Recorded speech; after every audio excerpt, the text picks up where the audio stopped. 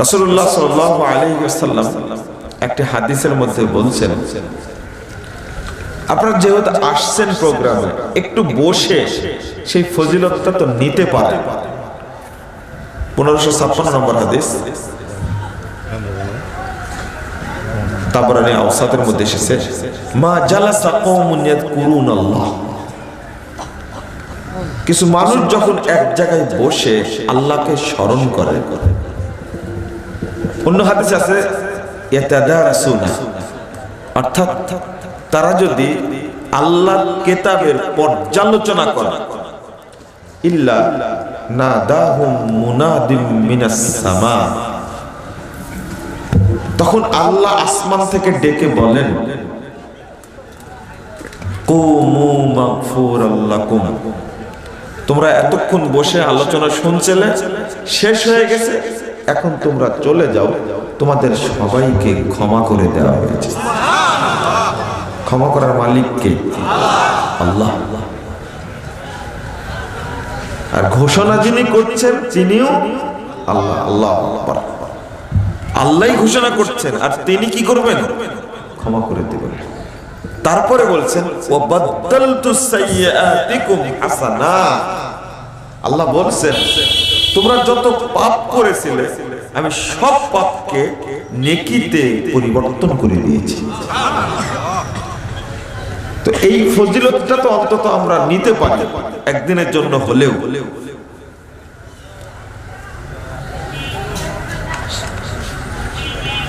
তাওহীদ এবং আকীদা সম্পর্কে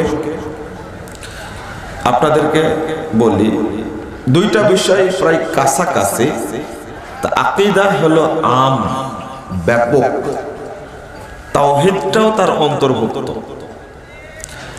আর তাওহীদ যখন বলবো তখন আল্লাহ রাব্বুল আলামিনের ওয়াহদানিয়ত যেভাবে প্রতিষ্ঠিত হয় তাকে বলে কি? এক আল্লাহ। ইবাদতকে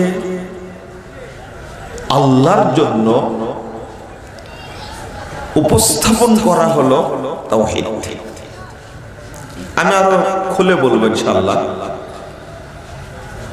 তাওহীদের দাওয়াতটাই আগে দিতে হবে, আর আকীদার পরিশুদ্ধি, আকীদাটাকে বিশুদ্ধ করতে হবে আগে। এটা হলো ইসলামের প্রথম দাবি।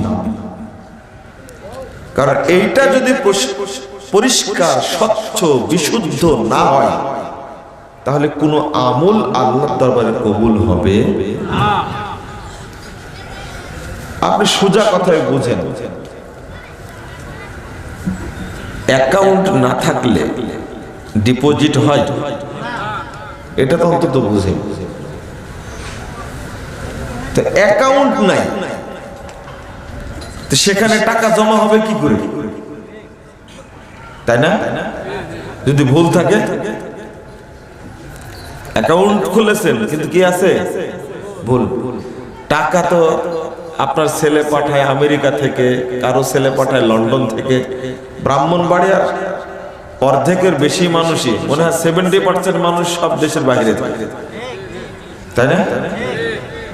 বাড়ি ঘর তো সব করে ফেলেছেন আলহামদুলিল্লাহ। তো তারা যে টাকা পাঠায় আপনার অ্যাকাউন্টে, একটা ডিজিট যদি ভুল থাকে জমা হবে না। যত টাকাই পাঠান না কেন জমা হবে না যতক্ষণ সংশোধন না করবেন। এটা তো অন্তত বুঝেন। তো আকীদাটা হলো, মনে করবেন আমল কবুল হওয়ার, নেকি পৌঁছা, নেকি একত্রিত হওয়ার অ্যাকাউন্ট। যেহেতু টাকা নিয়ে বেশি চিন্তা করেন, তো এটা দিয়ে বুঝালে তাড়াতাড়ি বুঝবেন। যদিও রিকশালার অ্যাকাউন্ট নাই, না এখন মনে হয় আছে, সবারই অ্যাকাউন্ট আছে। তো অ্যাকাউন্টটা ঠিক না করে আপনার টাকা জমা দেওয়ার জন্য যাওয়ার দরকার নেই। এটা হলো আকীদা। এই জন্য রাসূলুল্লাহ সাল্লাল্লাহু আলাইহি ওয়াসাল্লাম শুধু 13টি বছর শুধু তাওহীদেরই দাওয়াত দিয়েছেন। কয় বছর? 13টি বছর। সূরা নাহল 36 নম্বর আয়াত আল্লাহ বলেন, ওয়ালাকাদ বাসনা ফি কুল্লি উম্মাতিন রাসূলা আন ইবুদুল্লাহ ওয়াজতানিবুত তাগুত। আল্লাহ বলেন, আমি প্রত্যেক উম্মতের কাছে রাসূল পাঠিয়েছি। ওয়ালাকাদ বাসনা ফি কুল্লি উম্মাতিন রাসূলা, প্রত্যেক উম্মতের জন্য রাসূল প্রেরণ করেছে। কি জন্য? আনি ইবুদুল্লাহ, তারা বলবে আল্লাহ, তোমরা আল্লাহর তাওহীদকে মেনে নাও। ও ইবুদুল্লাহ, আল্লাহর তাওহীদকে প্রতিষ্ঠিত করো। ওয়াজতানিবুত তাগুত, আর তোমরা তাগুত থেকে বিরত থাকো। তাহলে এখানে এই আয়াতের মধ্যে দুইটা জিনিস আসছে, একটা হলো তাওহীদ আর একটা কি? তাগুত। বলেন বলেন, একটা হলো তাওহীদ আর একটা কি? তাগুত। আমাদের আলোচনার মধ্যে তাওহীদ এখানে উল্লেখ করা আছে। সংক্ষেপে তাওহীদটা কি? তাওহীদ এটা ওয়াও হা দাল ওয়াহদুন থেকে আসছে তাওহীদ শব্দটা। ওয়াহাদাই ওয়াহিদু তাওহীদান, তো একমাত্র ইবাদতের জন্য আল্লাহকে খাস করার নাম কি? তাওহীদ। আবার বলেন তো, ইবাদতের জন্য একমাত্র আল্লাহকে খাস করার নাম কি? তাওহীদ। আর অন্য কারোর জন্য ইবাদত, দোয়া, নজর, মানত কোনো কিছুই চলবে না। করলে সেটা কি হবে? শিরক হবে। তাওহীদটা আমি অনুবাদ করলাম উবুদুল্লাহ, আমি অনুবাদ করলাম যে তোমরা আল্লাহর তাওহীদকে মেনে নাও। আল্লাহ বলছেন, ইন্নানি আনাল্লাহ, সূরা তাহা 14 নম্বর আয়াত, নিশ্চয় আমি আল্লাহ, লা ইলাহা ইল্লা আনা, আমি ছাড়া কোনো ইলাহ নেই, ফা'বুদনি ওয়া আকিমিস সালাতা লিযিকরি। সুতরাং আপনি আমারই তাওহীদকে প্রতিষ্ঠিত করুন, তাওহীদকে মেনে নিন। ওয়া আকিমিস সালাতা লিযিকরি, এবং আমাকে স্মরণ করার জন্য সালাত পড়ুন। আল্লাহ এখানে তাওহীদ বললেন না আগে সালাত বললেন? শ্রেষ্ঠ ইবাদত কি? সালাত। শ্রেষ্ঠ ইবাদত কি? সালাত। কিন্তু আল্লাহ রাব্বুল আলামিন আগে তাওহীদ বুঝতে বলছেন, তাওহীদকে গ্রহণ করার জন্য বলছেন, তারপরে কি? সালাত। তারপরে সালাত। শুধু একটি না, আরেকটা হাদিস। এখন উবুদুল্লাহ ফা'বুদনি, এই যে এই অনুবাদটা যে তাওহীদ করছি, তার কারণটা কি?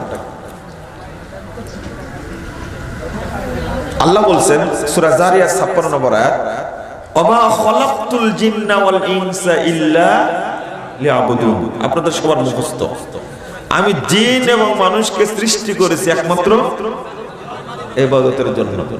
আজকে কথাটা শুনে নেন, একমাত্র তাওহীদ প্রতিষ্ঠা করার জন্য। লিয়াবুদুন, যারা সৌদি আরবে ঝাড়ুদারের চাকরি করে বাংলাদেশে, তারাও জানে এই শব্দটার অর্থ হলো কি? তাওহীদ। ঝাড়ুদারের চাকরি করে। তুমি 90 বছর বুখারী পড়ায় কি করবা? এখন পর্যন্ত জানো না লিয়াবুদুন শব্দের অর্থ যে লিওয়াহিদুন, এটা তুমি জানো না। বুখারী 90 বছর পড়ায় কি করবে? 6 মাস সৌদি আরবে কুয়েতে কামলা দিয়ে এই মূর্খ লোকটা বুঝেছে লিয়াবুদুন মানে তাওহীদ প্রতিষ্ঠা করা। ও বলতে পারে তাওহীদ 3 প্রকার। তুমি 100 বছর বুখারী পড়ানোর পরে তুমি বলতে পারবে না যে তাওহীদ কত প্রকার। এটাই পার্থক্য। যারা সেনাবাহিনীর চাকরি করে আলহামদুলিল্লাহ, যারা মিশনে যায় বিশেষ করে দুবাই, কুয়েত, সৌদি আরবে, তারা কিন্তু তাওহীদের জ্ঞানটা নিয়ে আসে। কারণ সেখানে আলহামদুলিল্লাহ বড় বড় আলেম যারা, যে যে ভাষী তাকে দায়ী হিসাবে সেট করা হয়, তারা বুঝে। তা আপনি বুঝেন ইল্লা লিয়াবুদুন, মানে একমাত্র তারা আমারই তাওহীদ প্রতিষ্ঠা করবে। ইবাদত মানে কি? তাওহীদ। আরেকটা শুনেন, আমরা কি বলি? ইয়্যাকা না'বুদু ওয়া ইয়্যাকা নাস্তাঈন, পড়ি না? সবার তো মুখস্থ। ইয়্যাকা না'বুদু অর্থ বলেন একমাত্র তোমারই ইবাদত করি। ইবনে আব্বাস রাদিয়াল্লাহু আনহু রাইসুল মুফাসসিরিন, সমস্ত মুফাসসিরদের সর্দার, তিনি বলছেন, এই আয়াতের অর্থ করছেন ইয়ানি ইয়্যাকা নুওয়াহিদ ওয়া নারজু ওয়া নাখাফু ইয়া রাব্বানা লা গায়রুক। এটা আমার অনুবাদ না। ইয়্যাকা না'বুদ, ইবাদতের অর্থ করছেন না'বুদ, একমাত্র আপনারই ইবাদত করি। অর্থ হলো ইয়ানি ইয়্যাকা নুওয়াহিদ, একমাত্র আমরা আপনারই তাওহীদ প্রতিষ্ঠা করব। ওয়া নারজু, একমাত্র আপনার কাছেই রহমত কামনা করি। ওয়া নাখাফু, একমাত্র আপনাকেই ভয় করি। ইয়া রব্বানা লা গায়রুক, হে আমাদের রব, অন্য কারো কাছে সাহায্যও চাই না, রহমতও চাই না, অন্য কাউকে ভয়ও করি না। তাহলে ইয়্যাকা না'বুদ এর অর্থ যে একমাত্র আপনারই তাওহীদ প্রতিষ্ঠা করি, এইটা আমরা বুঝতে চাই না। বন্ধুরা আমার, আমি আপনাদের অনুরোধ করব, সবার জন্য, বিশেষ করে যুবকদের জন্য, তরুণদের জন্য, ছাত্রদের জন্য বলবো, তিনটা বিষয়ে আলোচনা বেশি বেশি শুনবেন। এক, মানহাজ কি? মাযহাব না, কিন্তু কি? এই যে আকীদা লিখছেন, আকীদার বক্তব্য দিলে আপনারা আলোচনা করতে যাবেন যে আগে শুনেছি আকিকা 7 দিনে দিতে হয়, তারপরে ছেলে হলে 2টা, মেয়ে হলে 1টা, আর আজকে কি আলোচনা করলো? এগুলোতে কিছুই বললো না। আগে বক্তব্য দিতাম আকীদা সম্পর্কে, আর শ্রোতারা মনে করতো কি আকিকা সম্পর্কে আলোচনা। এটা কেউ সাক্ষী না, আমি নিজে সাক্ষী।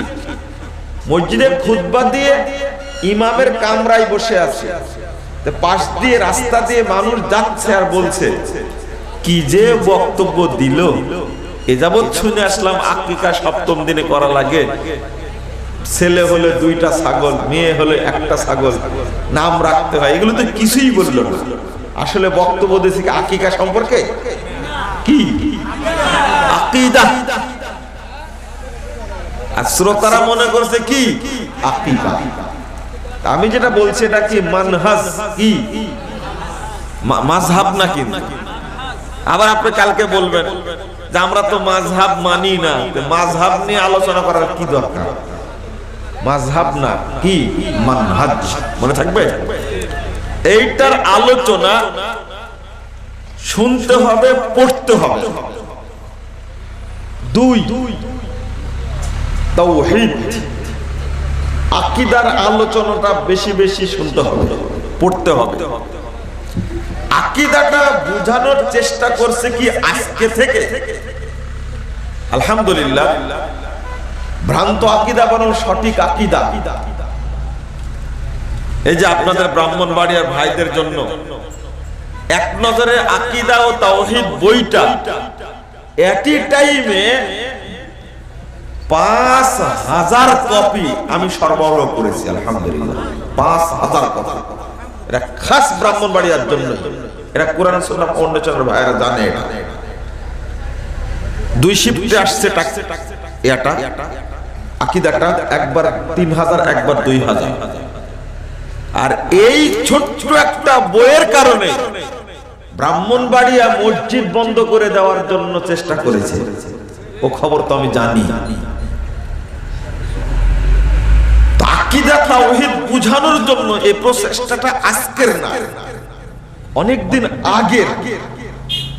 প্রথমে একটা বই ভ্রান্ত আকীদা এবং সঠিক আকীদা, কোনটা সঠিক আর কোনটা বেঠিক এটা এক জায়গায় করে উপস্থাপন করলাম, আলহামদুলিল্লাহ।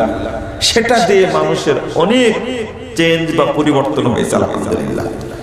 যারা একটু পড়ে, অনেকে বুঝে যে আমার ঈমান বলতে কিছুই নাই, বয়স আমার 65 হয়ে গেছে, ঈমান আমার মধ্যে নাই, নতুন করে তওবা করে কালেমা শাহাদাত পড়ে আগে ইসলাম গ্রহণ করি। খালি বইটা পড়ে দেখবেন আপনি কত বড় অহংকারী, আপনি কত বড় স্বেচ্ছাচারী, আর কত বড় ক্ষমতাবান। আপনি শুধু পড়ে দেখবেন যে আপনি মুমিন কিনা, আপনি মুসলিম কিনা, আপনি নিজে যাচাই করবেন। এক উচ্চ পদস্থ সরকারি কর্মকর্তা তিনি আমাকে ফোন দিয়ে বলছেন, শীতের দিনে বইটি পড়ে আমি ঘেমে গেছি। ঘামলেন কেন? ওই যত পড়ি অল্প পৃষ্ঠা পড়ার পরে মনে হচ্ছে যে এখনো আমি মুসলিম না। পরিচয় দেয়নি আগে, পরে পরিচয় দিচ্ছে যে চিটাগঙ্গে গেছি আমার আত্মীয়র বাড়িতে বেড়াতে, সেখানে গিয়ে দেখছি বইটা পড়ে আছে। আমি বইটা হাতে করে নিয়ে চলে আসছি ঢাকায়। পড়তে গিয়ে দেখছি যে আমি মুসলিম না, নিজেই বলছি। এরপরে বুঝলাম বইটা একটু মোটা হয়ে গেছে, সম্ভবত 164 পৃষ্ঠা। পরে বিনামূল্যে বিতরণের জন্য এক নজরে আকীদা তাওহীদ এইটা আবার উপস্থাপন করলাম। এবার মনে হলো এটা শর্ট হয়ে গেছে, কিছু মানুষ বিস্তারিত কথা শুনতে চায়, জানতে চায়। তখন আকীদার উপরে 558 পৃষ্ঠা, 558 পৃষ্ঠার একটা বই আকীদা ও তাওহীদ, সেইটা আবার পেশ করলাম।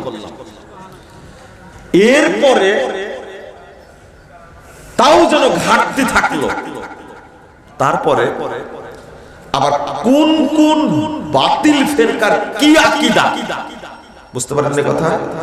কোন ফেরকার কি আকীদা, খারিজিদের কি আকীদা, শিয়াদের কি আকীদা, আশআরীদের কি আকীদা, মাতুরিদীদের কি আকীদা, জাহমিয়াদের কি আকীদা, জাবরিয়াদের কি আকীদা, মুতাজিলির কি আকীদা, মুজাশশিমার কি আকীদা, রাফেজিদের কি আকীদা, মুরজিয়াদের কি আকীদা, তারপরে দেওবন্দীদের কি আকীদা, বেরলভীদের কি আকীদা, তারপরে চিশতিয়া, মুজাদ্দিদিয়া, নকশবন্দিয়া, কাদেরিয়া, সোহরাওয়ার্দিয়া, তারপরে সাত্তারিয়া, সাবেরিয়া, কার আকীদা কি, তারপরে আপনার কাদিয়ানীদের আকীদা কি, বাহাইয়াদের আকীদা কি। বাহাই একটা সেনা বাংলাদেশে।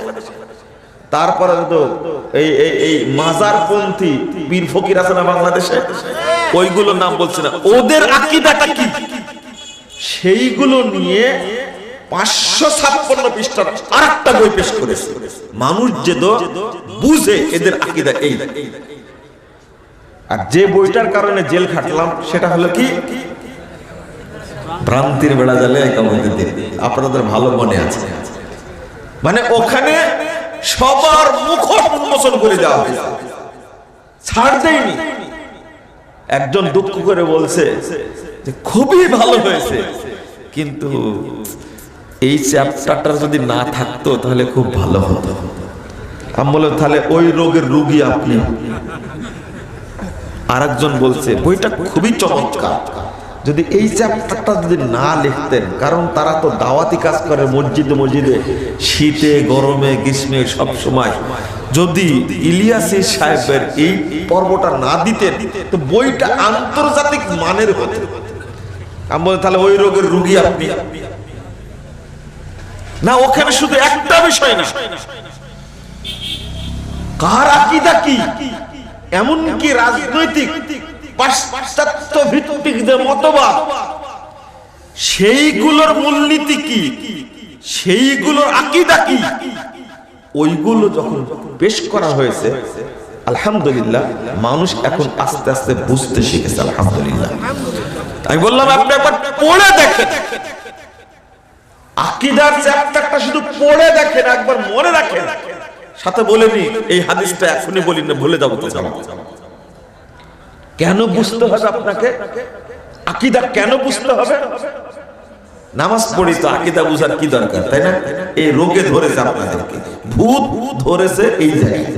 নামাজ তো পড়ি, রোজা তো করি, হজ তো করি, সিয়াম পালন করি, যাকাত দিই, মসজিদ তৈরি করি, মাদ্রাসা তৈরি করি, এতিমখানা তৈরি করি, হেফজখানা তৈরি করি, তো নতুন করে আকীদা পড়ার কি দরকার, তাই না? খুব সুন্দর যুক্তি, যুক্তির যে তলা ছিদ্র, এটা খেয়াল করেছেন আপনি? মওকুফ সূত্রে হাদিসটি বর্ণিত মুসান্নাফ ইবনে আবি শাইবার মধ্যে এসেছে। নম্বর হাদিস, ইয়াতি আলান নাস জামান, আব্দুল্লাহ ইবনে আমর রাদিয়াল্লাহু আনহু থেকে বর্ণিত, মানুষের উপরে একটা যুগ আসবে, একটা সময় আসবে, ইয়াস্তামিউন ওয়া ইউসাল্লুন ফিল মাসাজিদ, তারা সালাত আদায় করার জন্য মসজিদে জমা হয়ে মসজিদ ভর্তি হয়ে যাবে, মসজিদ ভর্তি হয়ে তারা সালাত আদায় করবে, অর্থাৎ মসজিদ ভর্তি থাকবে মুসল্লি। লাইসা ফীহিম মুমিনুন, তাদের মধ্যে একজন মুমিন থাকবে না। এবার খান ভালো করে, মনে হাদিসটা বোঝাতে পারলাম না। মসজিদ ভর্তি মুসল্লি থাকবে, কিন্তু তার মধ্যে একজন কি থাকবে না? ঈমানদার লোক থাকবে না, একজন মুমিন থাকবে না। এই হাদিসটা কোথায় রাখবেন আপনি? আল্লাহ রাব্বুল আলামিন বলেন, ওয়া মা ইউমিনু আকসারুহুম বিল্লাহ ইল্লা ওয়া হুম মুশরিকুন, মুমিন থাকবে না, তাহলে তাদেরকে কি বললেন? এটা আল্লাহর ভাষায় শুনে নেবেন। 106 নম্বর আয়াত সূরা ইউসুফ, যারা আল্লাহর প্রতি ঈমান এনেছে তাদের অধিকাংশই মুশরিক। আস্তাগফিরুল্লাহ, নাউযুবিল্লাহ। তে আয়াতটা একটু ভাববেন না যে আমি ঈমান এনেছি আল্লাহর প্রতি, ঈমান এনে মুমিন হলাম না মুশরিক, এটা চিন্তা করবেন না, এটা ভাববেন না। মসজিদ ভর্তি মুসল্লি থেকে লাভ কি যদি ঈমানদার না থাকে? এই হাদিসটা কোথায় রাখবেন আপনি? সনদ সহিহ। মসজিদ ভর্তি মুসল্লি সালাত আদায় করছে হাজার হাজার। বাংলাদেশে কোন মসজিদ আছে 1 লাখ 1.5 লাখ মুসল্লি হয়, কিন্তু হাদিসটা যদি ওখানে সেট করেন তাহলে একজনও কি পাওয়া যাবে না? মুসলিম পাওয়া যাবে না, একজন মুমিন পাওয়া যাবে না। কিভাবে পাওয়া যাবে? আপনারা গর্বের সাথে বলছেন 92% মুসলমানের দেশ এটা বাংলাদেশ, গর্বের সাথে বলছেন। তো আমি তো মুসলমান দেখি না, মুসলমানের সংখ্যা বেশি না মুনাফিকদের সংখ্যা বেশি, এটা চিন্তা করুন। কারণ অধিকাংশ মানুষ মাজারেও সেজদা দেয়, আবার মসজিদেও সেজদা দেয়, মৃত্যু পীরকেও সেজদা মারে, আবার মসজিদে এসে আল্লাহকেও সেজদা দেয়। এরা মুসলিম না মুনাফিক? কাঁচা মুনাফিক, পাক্কা মুনাফিক। আরে মুসলমান তুমি, তোমার মাথা নত হবে একমাত্র আল্লাহর সামনে। তুমি মাছ পূজা করো কেন? তুমি গাছ পূজা করো কেন? তুমি পাথর পূজা করো কেন? তুমি পীর পূজা করো কেন? তুমি কবর পূজা করো কেন? তোমার তো লজ্জা করা উচিত। তোমার স্রষ্টা কি ওই পীর? ওই মাছ তোমাকে সৃষ্টি করেছে? তোমাকে রুজি দেয় কে? তুমি ওই সমস্ত ভণ্ডদের কাছে সেজদা দাও না, তোমার মাথা সেখানে নত হয় কেন? তুমি যদি মুসলিম হও তোমার মাথা নত হবে একমাত্র আল্লাহর সামনে। এই জিনিসটা বুঝাতে পারছে না। তুমি মাজারেও দান করো, আবার মসজিদেও দান করো, তুমি কি মুসলিম না মুনাফিক? তাহলে মুসলিম কই? আল্লাহ বললেন অধিকাংশই মুশরিক। এটা আল্লাহর কথা কি বাস্তবায়িত হবে না? অবশ্যই বাস্তবায়িত হবে। ওই চিন্তাটা আগে করুন, সালাত তো পরে। আপনি আকীদাকে বিশুদ্ধ করেন। আল্লাহ বললেন,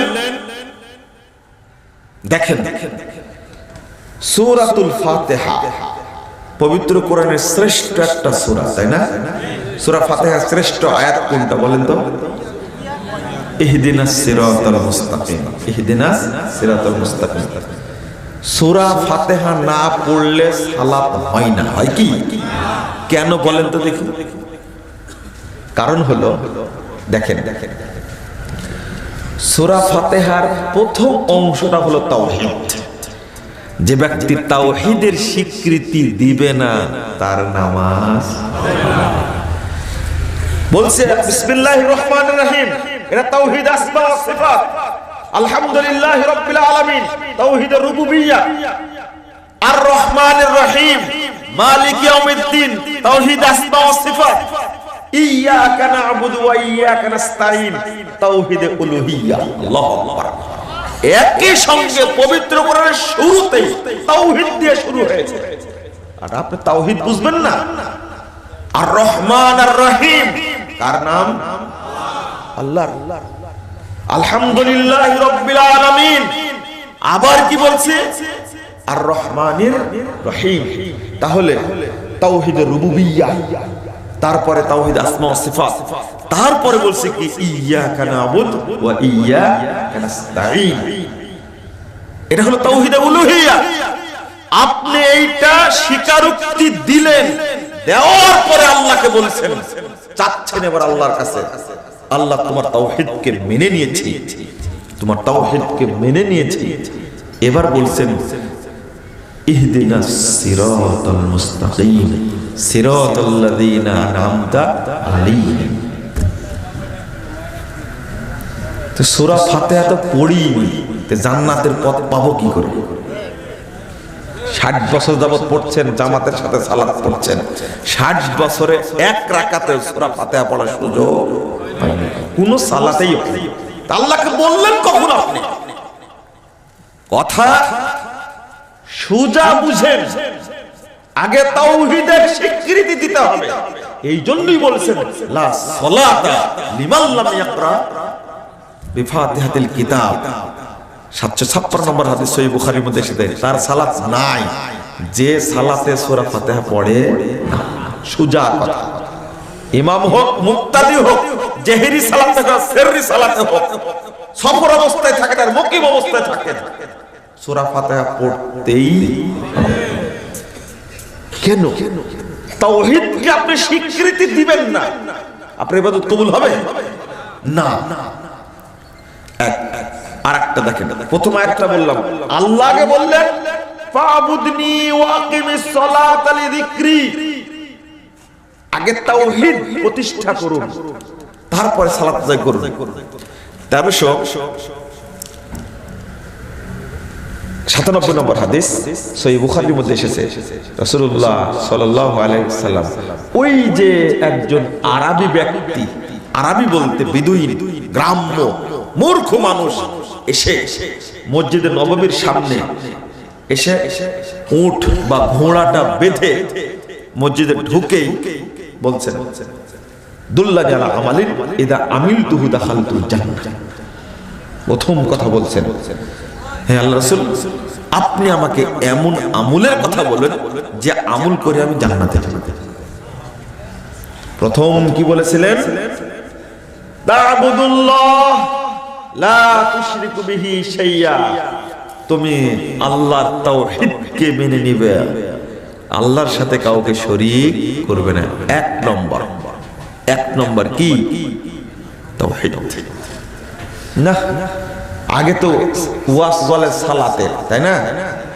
ওয়াজ করতে হবে আগে তাওহীদের, বক্তব্য শুনতে হবে তাওহীদের, বই পড়তে হবে আগে তাওহীদকে জানার জন্য।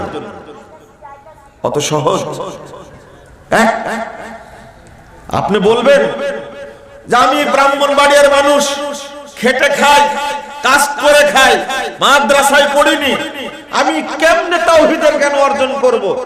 অযথা আমার উপরে চাপিয়ে দিচ্ছেন কেন? এই যে লোকটি এসেছে একে শিক্ষিত? আল্লাহর রাসূল সাল্লাল্লাহু আলাইহি সাল্লাম মসজিদে বসে আছেন, তাকে গিয়ে সালাম দিতে হবে এই অভ্যাসটাও শিখেননি। কত মূর্খ আপনি চিন্তা করেন। তাকে, এই মূর্খ মানুষটাকে, যা আরবী নিলেন নবী সাল্লাল্লাহু আলাইহি সাল্লাম, এক গ্রাম্য বিদুই অশিক্ষিত মূর্খ মানুষ আল্লাহর রাসূলের কাছে আসলেন। আল্লাহর রাসূল তাকে দাওয়াত দিচ্ছেন, আর আপনাকে দাওয়াত দিতে হবে। তাওহীদের দাওয়াত, তাওহীদকে বুঝাতে হবে আপনাকে, আর আপনাকেও বুঝতে হবে। কথা বুঝেননি? স্পষ্ট বুঝবেন না মানে? আজকে শুনছেন, আরেকদিন আবার শুনবেন, আরেকদিন আবার শুনবেন। 3 দিনের বেলায় কিছু না হলে কিছু বুঝবেন না। আজকে শুধু গুরুত্বটা বুঝেন। আল্লাহ রাসূল ওই মূর্খ মানুষটাকেই বললেন, তা'বুদুল্লাহ লা তুশরিকু বিহি শাইআ। তা'বুদুল্লাহ এই ইবাদত মানে যে তাওহীদ। সহিহ মুসলিমের 16 নম্বর হাদিস আসছে, এই ইওয়াহিদুল্লাহ অর্থাৎ আল্লাহর তাওহীদকে মেনে নেবেন। পেলেন তাহলে দলিল? বুঝেননি? তা'বুদুল্লাহ মানে কি? তুওয়াহিদুল্লাহ। তা'বুদুল্লাহ মানে কি? তাওহীদ। লা তুশরিকু বিহি শাইআ, তার সাথে শরীক করবে না। 1 নম্বর। দ্বিতীয় নম্বরে গিয়ে বলছেন ওয়া তুকিমুস সালাতাল মাকতুবা, তুমি ফরজ সালাত আদায় করবে। তাহলে 1 নম্বরে তাওহীদ, 1 নম্বরে সালাত। 1 নম্বরে কি? তাওহীদ। 2 নম্বরে সালাত। আল্লাহ বলছেন। আরেকটা হাদিস বলছে, তারপরে বললেন ওয়া তুআদ্দিস যাকাতাল মাফরুযা, ফরজ যাকাত দিবা। ওয়া তাসুমু রমাদান, রমাদানের সিয়াম রাখবা। কয়টা বললেন? 4টা। এই কথা বলার পরে ওই বিদুইন বলছেন, ওয়াল্লাহি, আল্লাহ কসম করে বলছে, লা আযীদু আলা হাযা ওয়া লা আনকুসু মিন। আল্লাহর কসম করে বলছে, এর কমও করব না, বেশিও করব না। বলেই লোকটি চলে যাচ্ছে, সালাম কালাম কিছু নেই, চলে যাচ্ছে। রাসূলুল্লাহ সাল্লাল্লাহু আলাইহি সাল্লাম বললেন, মান সাররাহু আন ইয়ানজুরা ইলা রাজুলিন মিন আহলিল জান্নাহ ফালইয়ানজুর ইলা হাদা। ও সাহাবীরা, তোমরা কে জান্নাতি মানুষকে দেখে খুশি হতে চাও, এর দিকে তাকাও, এই জান্নাতি। ও কি সালাত পড়েছে, সিয়াম পালন করেছে, জান্নাতি হলো কেমনে? ওই যে তার তাওহীদের স্বীকারোক্তি, স্বীকারোক্তির কারণে আল্লাহ জান্নাতের জন্য কবুল করে নিয়েছেন। লা আযীদুহা আলা হাদা ওয়া লা আনকুসু মিন, আমি বেশিও করব না, কমও করব না। আর আমাদের অভ্যাস হলো কি বেশি করা, তাই না? তাকওয়া 1 চামচ বেশি আপনার, তাই না? হ্যাঁ, তাকওয়া 1 চামচ বেশি। আর আপনি বলেন এইভাবে যে আল্লাহ রাসূলের সব পাপ ক্ষমা হয়ে গেছে, আগের পাপ পরের পাপ। তিনি কম করলেও হয়, আমাদের একটু বেশি করা। আল্লাহ রাসূল বলছেন, আল্লাহু লা আখশাকুম লিল্লাহি ওয়া আতকাকুম লাহু ফিল আরদ। পৃথিবীর বুকে আদম থেকে নিয়ে কিয়ামত পর্যন্ত যত মানুষ আসবে, তাদের মধ্যে আমি পৃথিবীতে সবচেয়ে বেশি তাকওয়াবান, সবচেয়ে বেশি আল্লাহকে ভয় করি। আর আপনি তার চেয়ে বেশি মুমিন হবেন। যদি একটু বেড়ে যায় তাকওয়া, তাহলে আর আপনি উম্মত থাকলেন না। যেভাবে করেছেন ওইভাবেই করতে হবে। খালি বাড়ায় দেন কেন? বাড়ানোর অভ্যাস হলো বেদাতি কাজ করা। সব জায়গাতে বাড়াইছে, কোন জায়গাতে কমাননি, বাড়ানোর চেষ্টা করেছে। জাল জয়ীফ তো আছে, আর বেদাত তো আছেই। এত জাল হাদিস সমাজে প্রচার করছে, আর এই জন্য বড় দায়ী, বড় দোষী, অপরাধী হলো এই জালসার মুফাসসির আর বক্তা। 2 নম্বর দায়ী হলো ইমামরা, 3 নম্বর দায়ী হলো খতিবরা, 4 নম্বর দায়ী হলো মাদ্রাসার শিক্ষকরা। যারা লেখে এবং দার্স দেয়, তারা সঠিকটা দার্স দিবে, সঠিকটা লিখবে, এটা বাঁচার চেষ্টা করে না, চেষ্টাই করে না, একটু ভাবে না। ফতোয়া পেল, একটা মারি দিল, চোখ বুঝে মেরে দিল না। এবার আসুন, এখানে একটা জিনিস বুঝায়নি। আপনি যদি দাওয়াত দিতে চান, প্রথম দাওয়াতটা শুরু করতে হবে তাওহীদের আলোচনা দিয়ে। অত সহজ না।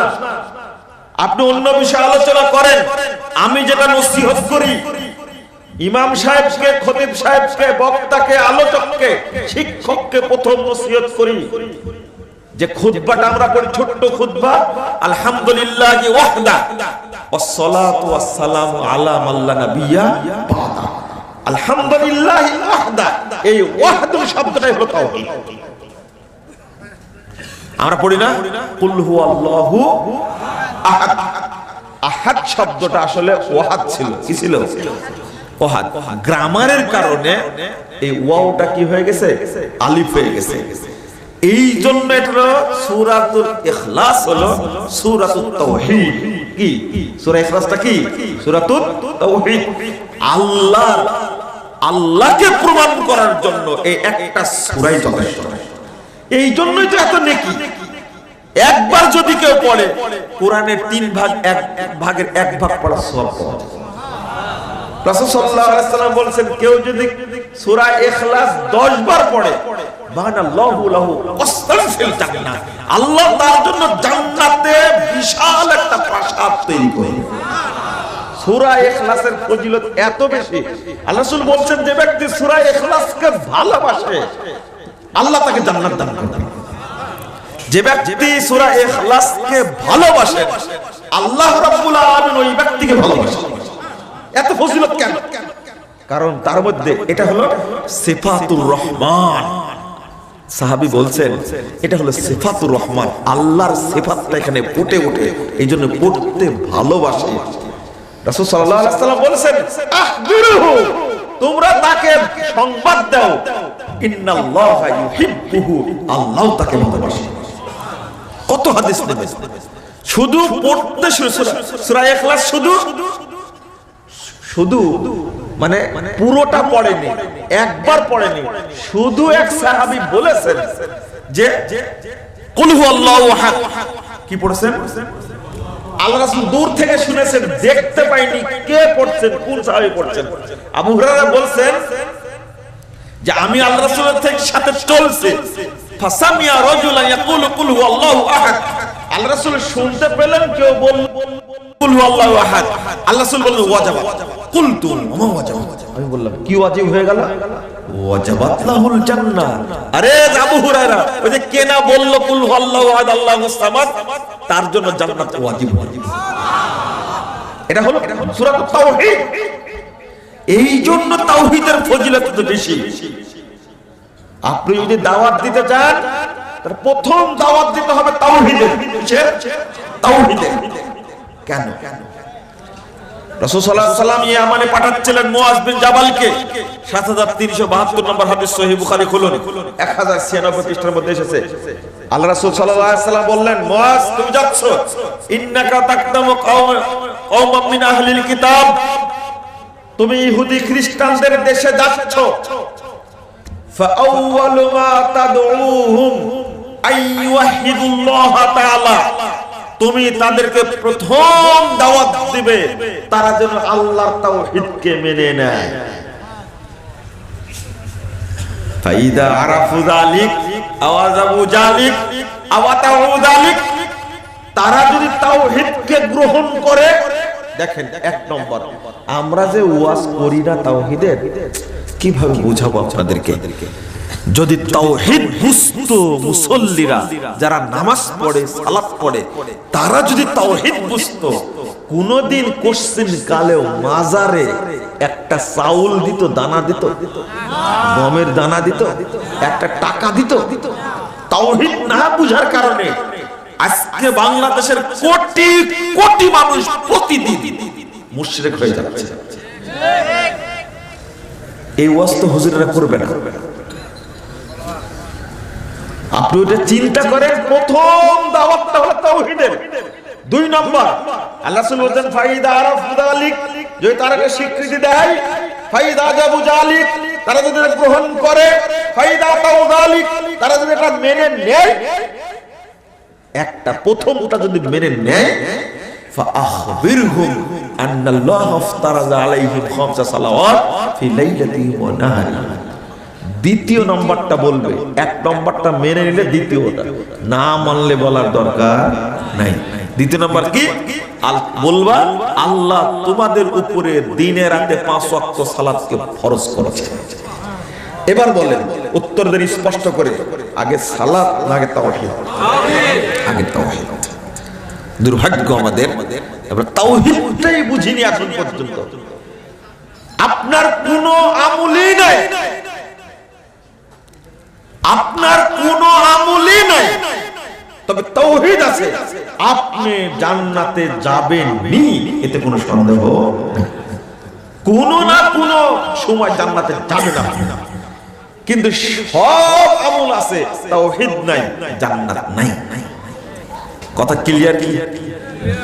সব আমল আছে আপনার, সালাতের নেকি অনেক, সিয়ামের নেকি অনেক, মসজিদ করেছেন 50টা, 100টা মসজিদ করেছেন, মাদ্রাসা করেছেন 200টা, কোটি কোটি টাকা দান করেছেন, সব আমল আছে, তাওহীদ নাই, অ্যাকাউন্ট নাই, কবুল হয়নি, জান্নাত নাই। কিন্তু কোন ব্যক্তির যদি কোনো আমলই না থাকে, শুধু তাওহীদটা যদি থাকে, তাহলে জান্নাতে যাবে। কারণ তার মধ্যে তাওহীদ থাকে, ওই ব্যক্তি শিরক করে না, ওই ব্যক্তি শিরক করে না। আল্লাহু আকবার। একটা হাদিস শুনেন, রাসূলুল্লাহ সাল্লাল্লাহু আলাইহি ওয়াসাল্লাম বলছেন, তিরমিজির 92 পৃষ্ঠার 2য় খণ্ডের মধ্যে এসেছে। এই মানে কথাবার্তার কারণে আলোচনাটা আপনাদের মনোযোগটা নিয়ে আসতে পারলাম না আজকে, দুঃখিত। কিন্তু এই আলোচনার জন্য ব্রেনটা তাজা থাকা যেমন দরকার, তেমনি মনটাও তাজা থাকা, মনোযোগী হওয়া দরকার। দুইটাই কাজ করতে হবে, মনোযোগও থাকতে হবে, আবার ব্রেনটা কি থাকতে হবে? তাজা থাকতে হবে। আপনাদের তাজা মানুষ, এই জন্য গভীরে গিয়ে আলোচনা করা শুরু করেছি। কি কথা বলছিলাম এখানে যেন? হ্যাঁ, তিরমিজির একটা হাদিস, রাইট, জাযাকাল্লাহ খাইর, মনে করে দিয়েছে। দেখেন, কোন ব্যক্তি যতই পাপী হোক না কেন, তাওহীদটা যদি থাকে, আপনি কতটা উদাহরণ নেবেন, আপনি কতটা উদাহরণ নেবেন, তাওহীদ থাকলে আল্লাহ আপনাকে সব ক্ষমা করে দেবেন। আল্লাহ রাসূল বলছেন যে কাল কিয়ামতের মাঠে আল্লাহ রাব্বুল আলামিন তার চাদরের নিচে ডেকে নেবেন, কোন ব্যক্তিকে ডেকে নিয়ে তার আমুলনামা দেখাবেন, 99টা খাতা তার সামনে উন্মুক্ত করে দেবেন। কতটা? 99টা খাতা উন্মুক্ত করে দেবেন। দেওয়ার পরে বান্দাকে বলবেন, দেখো তো এইগুলো করেছো কিনা, এই আমুলগুলো করেছো কিনা দেখো তো। তখন বান্দা বলবে, আল্লাহ বলবেন যে আমার ফেরেশতারা ভুল করেছে কিনা দেখো তো। তখন লোকটি বলবে যে না, ফেরেশতারা যা লিখেছে সব সঠিক লিখেছে। তখন আল্লাহ রাব্বুল আলামিন বলবেন যে আমার কাছে একটা জিনিস সংরক্ষিত আছে, তুমি রাখো। তাই বলে আল্লাহ রাব্বুল আলামিন একটা চিরকুট দিবেন। কি দিবেন? বিতাকা, কার্ড দিবেন, কার্ড। এটা হলো মুক্তির কার্ড। তখন বান্দা বলবেন যে আল্লাহ, এত পাপ, এই পাপের বদৌলতে, পরিবর্তে এই একটা চিরকুটে কি হবে? তখন আল্লাহ বলবেন, বান্দা আমি কি তোমার সাথে ঠাট্টা করছি? এটা রাখো তুমি। যখন দাড়ি পাল্লায় নেকি আর পাপ মাপা হবে, তখন পাপের পাল্লাটা ভারী হয়ে যাবে। আল্লাহ বলবেন যে তোমার ওই কার্ডটা কই, চিরকুটটা কই, চিরকুটটা কই? চিরকুটটা নেকির পাল্লায় রাখা মাত্রই পাল্লা ভারী হয়ে যাবে। বলেন তো কি লেখা আছে এর মধ্যে?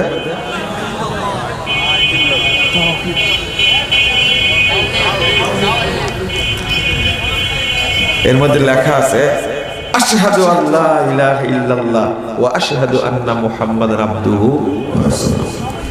শুধু এই বাক্যটার কারণে মিজানের নেকির পাল্লা ভারী হয়ে যাবে।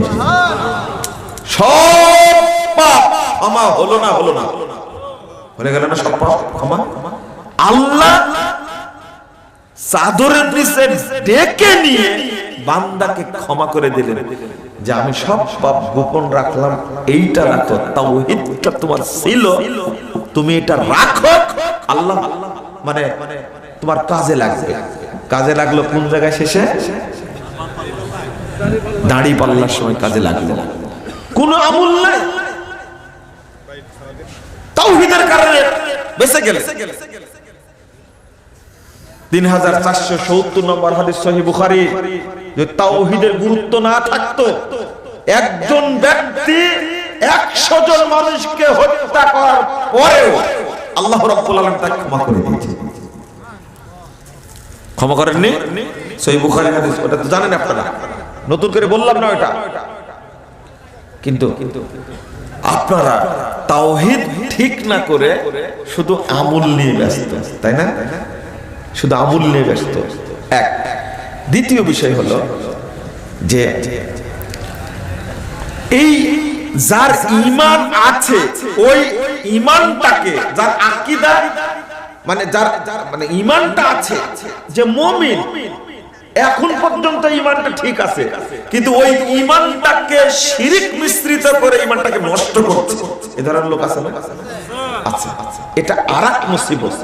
ওর আকীদা সম্পর্কে জ্ঞান না থাকার কারণে সে তাওহীদের সাথে শিরককে মিশ্রণ করছে। যদি আকীদার জ্ঞান থাকতো, আল্লাহ বলছেন ওমাই ইয়াকফুর বিল ঈমান ফাকাদ হাবিতা আমালুহু। যে ব্যক্তি ঈমানের সাথে গাদ্দারি করবে, ঈমানের সাথে কুফরি করবে, ফাকাদ হাবিতা আমালুহু, তার আমল কি হয়ে যাবে? নষ্ট হয়ে যাবে। ঈমানের সাথে কুফরি করা মানে ঈমানের মধ্যে শিরকের মিশ্রণ করা। বাংলাদেশে শিরক মুক্ত ঈমানদার লোক পাওয়াই খুব মুশকিল। কই একজন বলতে পারবে আমি শিরক করি না? এক শ্রেণীর মানুষ বাংলাদেশে আছে যারা ইবাদতে শিরক করে না, কিন্তু তাগুতের পূজা করে। তাগুতের পূজা করে না? যাবেন কোথায় আপনি? তাগুতের পূজা করেন মানে কি? আমি একটা কথা বলার 1 সপ্তাহ হয় সিলেটের তাকওয়া মসজিদে খুতবা দিয়ে আসলাম।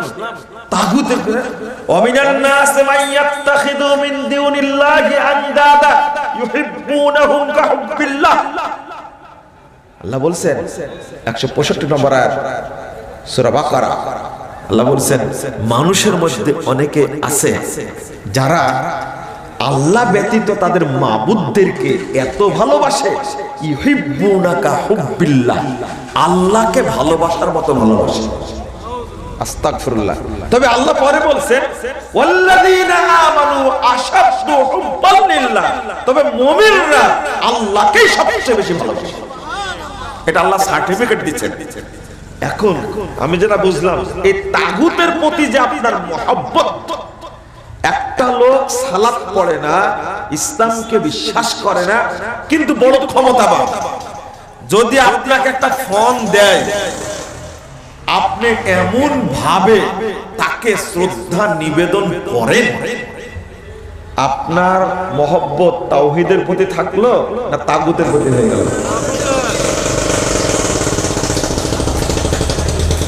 তো যদি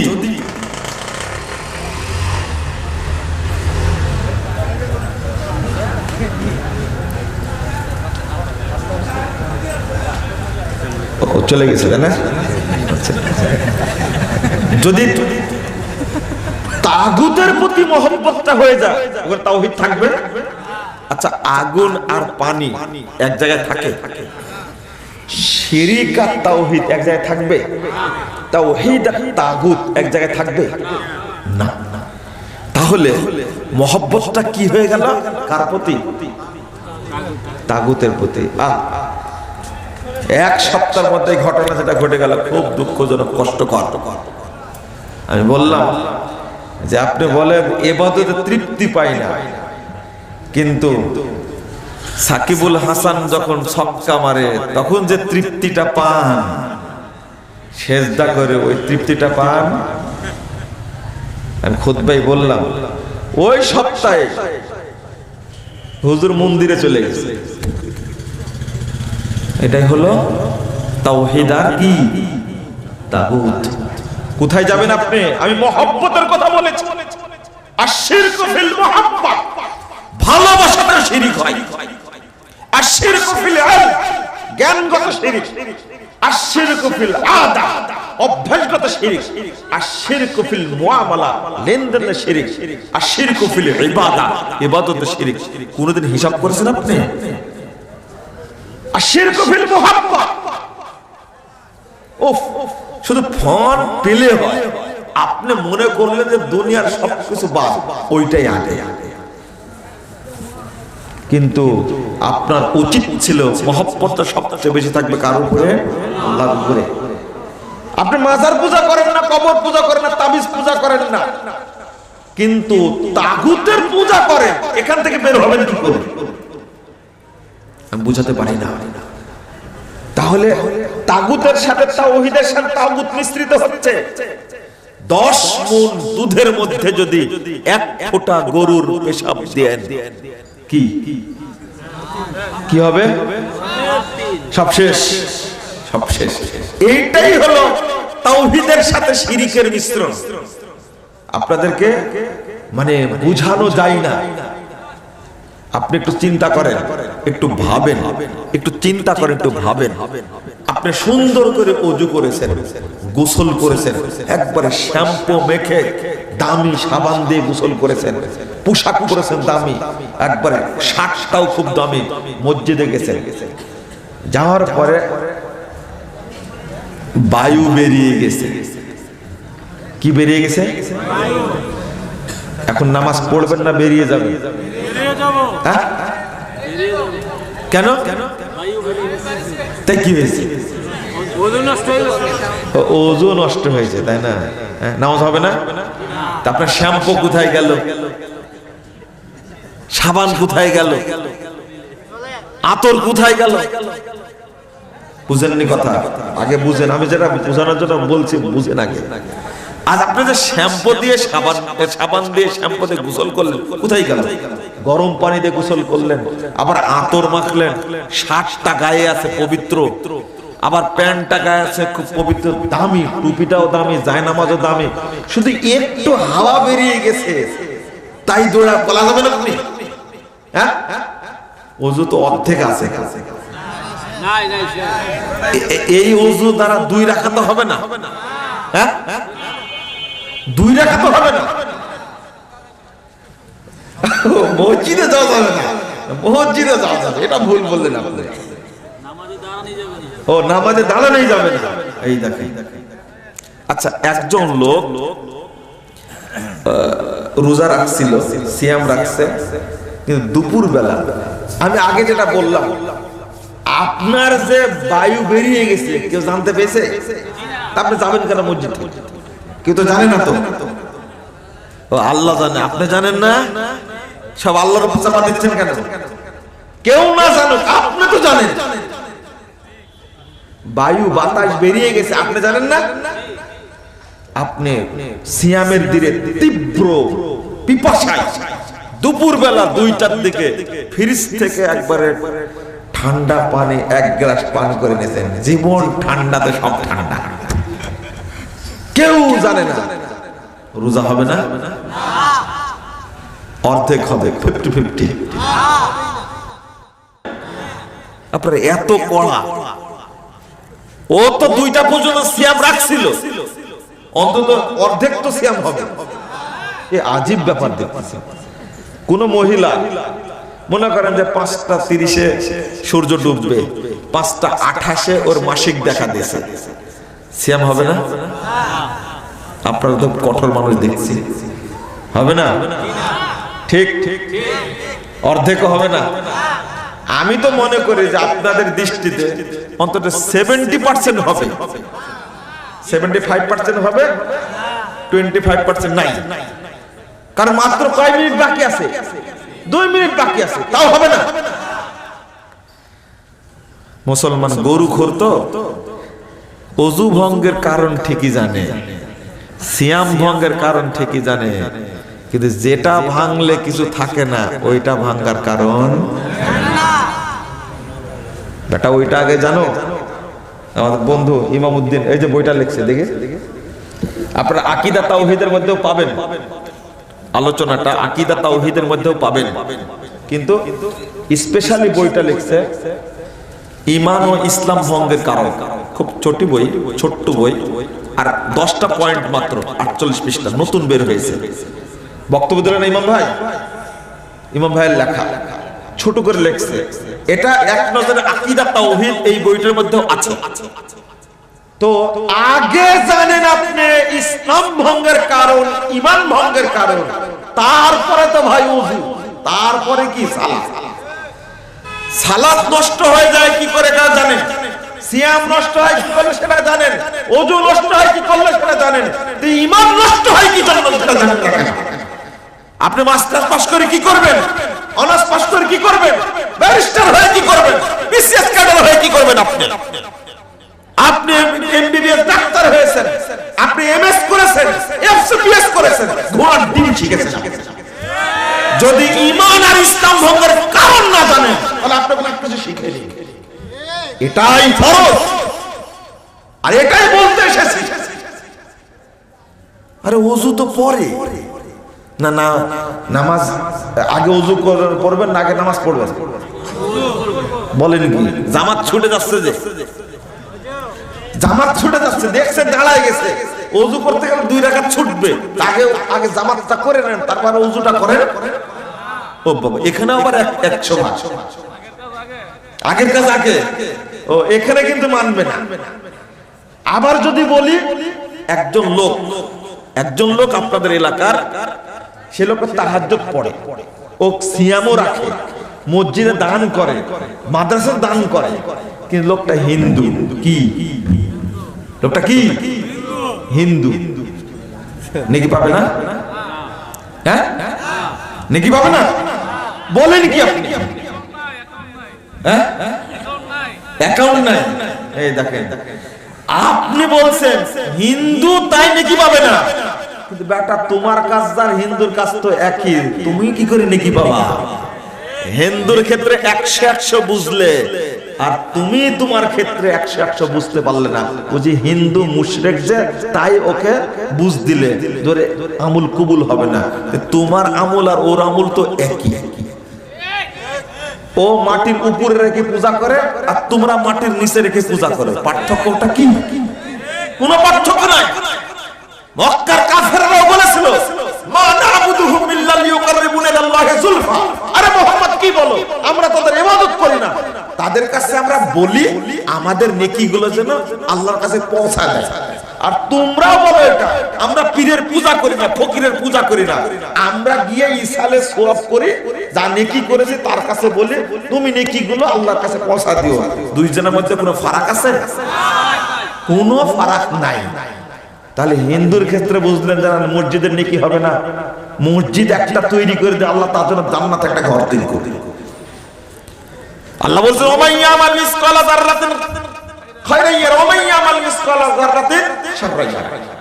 যে ভালো আমল করবে সেও পাবে, খারাপ আমল করে সেও পাবে। মসজিদ তৈরি করা খারাপ কাজ, তো ওই হিন্দু হলে কি হয়েছে, নেকি পাবে না?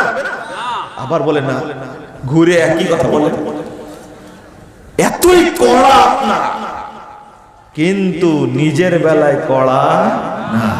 আমি যে বললাম জামাত শেষ হয়ে যাচ্ছে, তাকে চিন্তা করেন। আমার এক ছাত্র, হাসবো আর কি বলবো, মসজিদে যাচ্ছি ফজরের টাইমে, ঘুম থেকে উঠে পাঞ্জাবি নিয়ে দৌড়াচ্ছে মসজিদের দিকে। শোন নামাজ পড়বি না, উযু করবে না? আগে নামাজ তারপরে উযু। কেন? মার বাঁচানো ফরজ, পিঠো নিজে লাগা দিবে, জামাত ফেল করলে খেয়াল করেছেন আপনি, ওর বুদ্ধি কত, আগে নামাজ পড়ি তারপরে ওযু করি। আপনাদের অবস্থা ঠিক ওই রকমই হয়েছে, আগে নামাজ পড়েনি তাওহীদ আছে কিনা দেখার দরকার নাই, আগে রোজা করেনি তাওহীদ আছে কিনা দেখার দরকার নাই। তো ওই রকমই হলো আশিরকু ফিত তাওহীদ কাল হাদাস ফিল উযু। আশিরকু ফিত তাওহীদ, যদি একটু হাওয়া বেরিয়ে যায়, যেমন কি থাকে না, ওযু থাকে না, ঠিক তাওহীদের মধ্যে শিরকের একটু ছোঁয়া লাগলে আর থাকে না। আর ওর জন্য দোয়াও করে কোনো লাভ হয় না। এই জিনিসটা বোঝানোর চেষ্টা করছি বহুদিন থেকে, তাওহীদটা বুঝতে চাই না, আলোচনাটা শুনেই না, বইটা পড়েই না, চিন্তাও করে না। লা হাওলা ওয়ালা কুওয়াতা ইল্লা বিল্লাহ। মানুষকে বুঝতে দেবেন কি করে? আল্লাহ রাব্বুল আলামিন বলছেন, ওয়ামাই ইয়াকফুর বিত-তাগুত ওয়া ইউমিন বিল্লাহ ফাকাদ ইসতামসাকা বিল উরওয়াতিল উসকা লা ইনফিসাম লাহা। 256 নম্বর আয়াত সূরা বাকারার মধ্যে এসেছে। আল্লাহ বলছেন, শুনেন তো, আপনারা মনে বিরক্ত হয়ে গেছেন, শেষ করে দিই, থামেন থামেন একটু থামেন। আল্লাহ বলছেন, যে ব্যক্তি তাগুতকে অস্বীকার করবে, তাগুতকে কি করবে? অস্বীকার করবে। ওমাই ইয়াকফুর বিত-তাগুত, তাগুতকে অস্বীকার করে যে ব্যক্তি কাফের হবে, কি হবে? কাফের হবে। আল্লাহ কাফের হতে বলছেন আপনাকে। ওয়া ইউমিন বিল্লাহ, সবকে অস্বীকার করে এবার আল্লাহর প্রতি ঈমান আনবেন। ফাকাদ ইসতামসাকা বিল উরওয়াতিল উসকা, ওই ব্যক্তি কেবল আল্লাহর পক্ষ থেকে আসা হেদায়েতের হাতলকে শক্ত করে ধরতে পারে। কথা ক্লিয়ার হয়েছে? যতক্ষণ আপনি তাগুত বর্জন না করবেন ততক্ষণ পর্যন্ত আপনি হেদায়েত পাবেন না। আচ্ছা, অনার্স পাস না হলে কি মাস্টার্সে ভর্তি হওয়া যায়? হ্যাঁ, হয় না। যদি আপনি এসএসসি পাস না করেন, এইচএসসি তে ভর্তি হওয়া যাবে না, এটা তো জানেন। আল্লাহ রাব্বুল আলামিন বলছেন, আগে তাগুত বর্জন করো, তাহলে আমি তোমাকে হেদায়েত দান করব। তো তাগুতকে সাথে নিয়ে ঘুরছি, তাগুতকে সাথে নিয়ে ঘুরছি, আল্লাহ কোনদিন হেদায়েত দিবেন? ওই জন্যই তো দোয়া করেন, কবুল হয় না। আপনি বলছেন, আমার বড় দুঃখ কষ্ট, বাংলাদেশে এত মুসলিম থাকতেও গুটি কয়েক নাস্তিক বাংলাদেশটাকে এই যারা মুসল্লি ইসলাম প্রিয় লোকদেরকে নাকে দড়ি দিয়ে ঘুরে নিয়ে বেড়াচ্ছে। তার কারণটা কি? তার মৌলিক কারণটা একটাই, আল্লাহ আমাদের প্রতি অসন্তুষ্ট। কারণ তোমরা তাগুত আর তাওহীদকে মিক্সচার করেছো, শিরক আর তাওহীদকে মিক্সচার করেছো, অর্থাৎ আমার সাথে তোমরা বেঈমানি করেছো। তোমরা দাবি করছো মুসলিম, কিন্তু অধিকাংশই কি? মুশরিক। আল্লাহ এমনি বলে দিয়েছেন, এটাই ঘটনা ঘটছে। যেমন ইহুদিদের সংখ্যা বেশি না খ্রিস্টানদের সংখ্যা বেশি? খ্রিস্টানদের সংখ্যা পৃথিবীতে বেশি, কিন্তু শাসন করছে কারা বিশ্বটাকে? ইহুদিরা। কারণ ইহুদিদের মধ্যে এত কূট বুদ্ধি আল্লাহ চাপাই দিয়েছে। ঠিক আমাদের অবস্থা তাই। না হলে গুটি কয়েক নাস্তিক মুসলমানদের উপরে এইভাবে মানে কি বলবে, চোখ রাঙ্গানি দিয়ে কথা বলবে, এটা সাহস করবে? কিছু মানুষ যদি তাওহীদপন্থী হয় তো আল্লাহ তাদের উপরেই রহমত নাযিল করবে, কিন্তু রহমতের দরজা তো খুলতে পারেননি। পেরেছেন কি? কি রহমতের দরজা? রহমতের দরজা কোনটা? ওমাই ইয়াকফুর বিত-তাগুত ওয়া ইউমিন বিল্লাহ। আগে কুফরি করো, সব ছাড়ো আগে, তারপরে ঈমান আনো, একবারে স্বচ্ছ পরিচ্ছন্ন পরিষ্কার ইশকুলুসে হৃদয়ে আগে আল্লাহকে ঠাঁই দাও। ফাকাদ ইসতামসাকা বিল উরওয়াতিল উসকা, তখনই আল্লাহ প্রদত্ত হেদায়েতের শক্ত হাতলকে ধরতে পারবে। আমরা তো তাগুত নিয়েই ঘুমাই, তাগুত নিয়েই ঘুম থেকে উঠি, এটা তো আমাদের কারবার। তাহলে ওইটাকে বর্জন করি আগে, না ওটা বর্জন করতে পারি না। বন্ধুরা আমার, যতক্ষণ পর্যন্ত আপনার ওই আকীদাটা বিশুদ্ধ না হবে, একদুন মানে কি? এই যে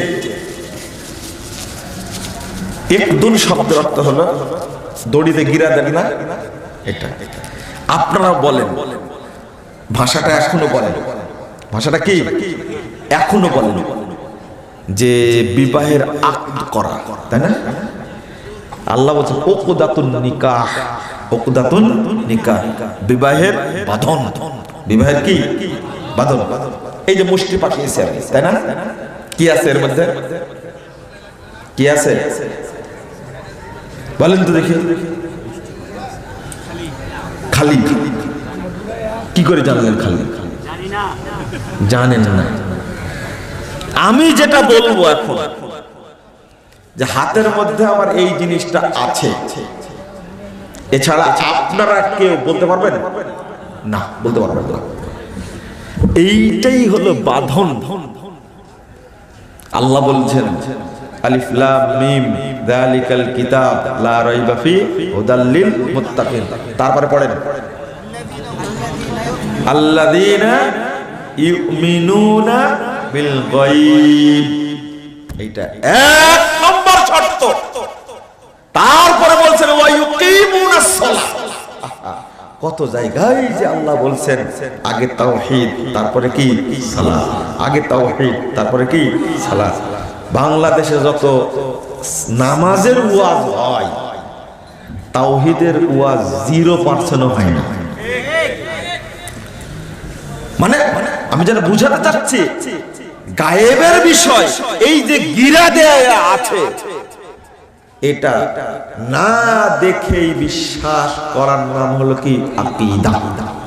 মনে থাকবে, আল্লাহ একজন না দুইজন? দেখেছেন, দেখেছেন? বিশ্বাস করেন? ফেরেশতারা আছে, বিশ্বাস করেন? দেখেছেন? দেখেন, দেখেন। ইউমিনুনা বিল গায়ব, অদৃশ্যে বিশ্বাস করা। জান্নাত আছে না নাই? আছে। দেখেছেন কেউ? আছে কি করে বলছেন? বিশ্বাস করেন। আল্লাহু আকবার। কবরের আযাব হয় না হয় না? হয়। দেখছেন কোনদিন? শুনছেন? ওই যে মাইকে যে শোনায়, মাইকে যে শোনায়, কি বলবেন এটা?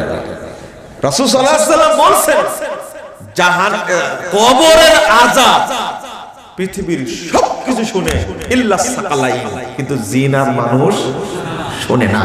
এই হাদিসটা কি করবেন? রেকর্ডিং করা যায়?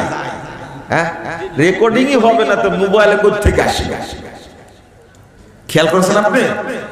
বিশ্বাস করেন না সেটা বলেন না। কবরে আযাব হয়, বিশ্বাস করেন না? কোনদিন শুনেছেন, দেখেছেন? শুধু আল্লাহ বলেছেন, রাসূল সাল্লাল্লাহু আলাইহি ওয়াসাল্লাম বলেছেন, আমরা এক বাক্যে নির্দ্বিধায় নিঃশর্তে চূড়ান্ত ভাবে বিশ্বাস করি আল্লাহ একজন। সন্দেহ আছে? সন্দেহ নেই। ফেরেশতারা আছেন? সন্দেহ আছে? দেখিনি, বিশ্বাস করি। আল্লাযীনা ইউমিনুনা বিল গায়ব, অদৃশ্য বিশ্বাস, এটা এক নম্বর শর্ত। তো ওইটাকে আমরা খুঁজতে যাই। কিছু গাধা আছে, কিছু গাধা আছে, এরা মানব রূপী দুই পায়া গাধা।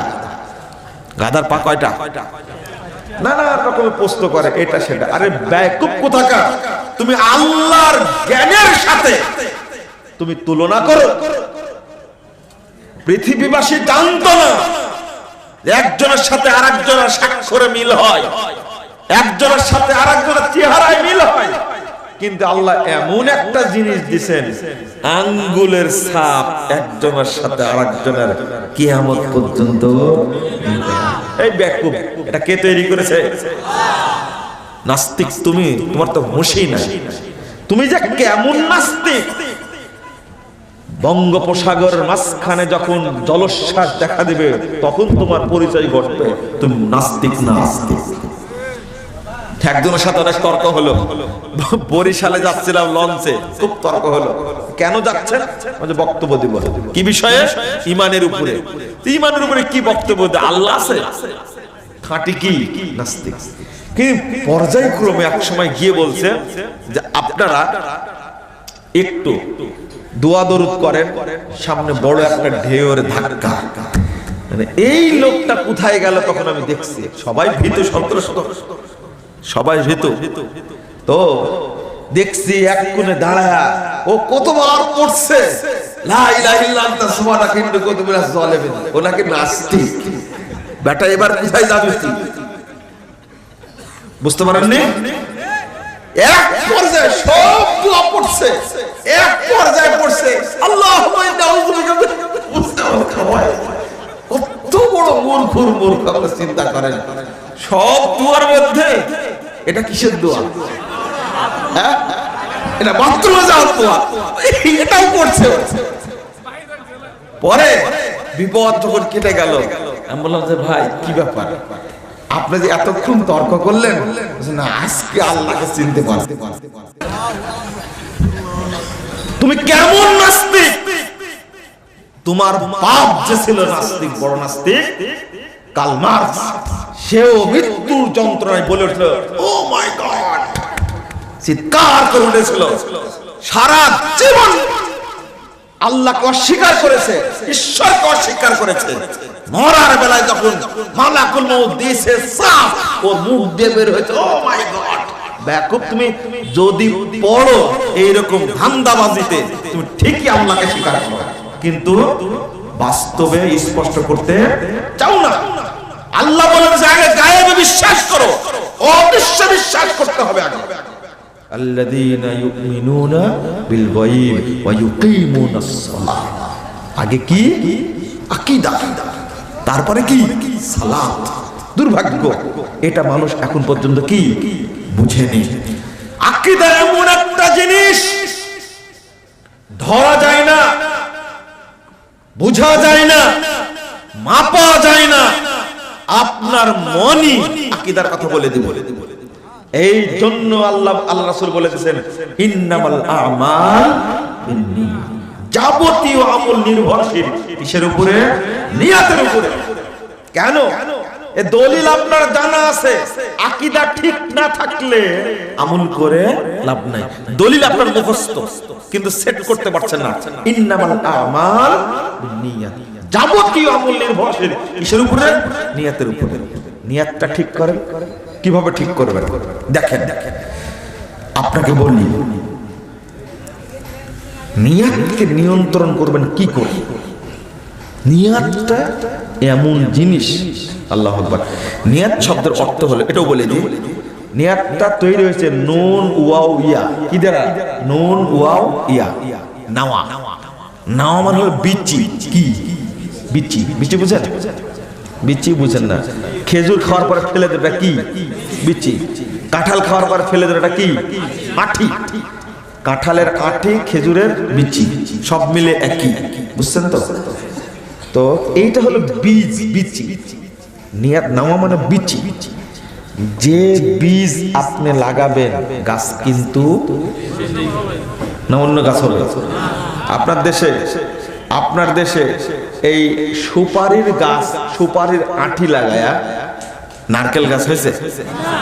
হয়নি। কারণ হয়নি, খেয়াল করে দেন, হয়েছে মনে হয়। হয়নি?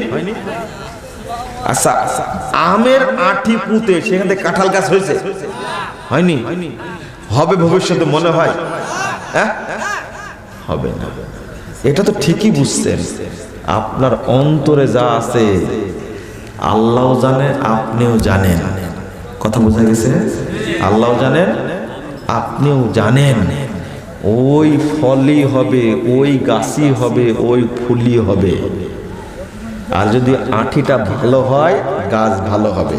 এই জন্য আকীদাটা যার যত শক্ত, ঈমান যত যার শক্ত, তার মানে ঈমানের স্বাদ, ঈমানের পাওয়ার তত বেশি।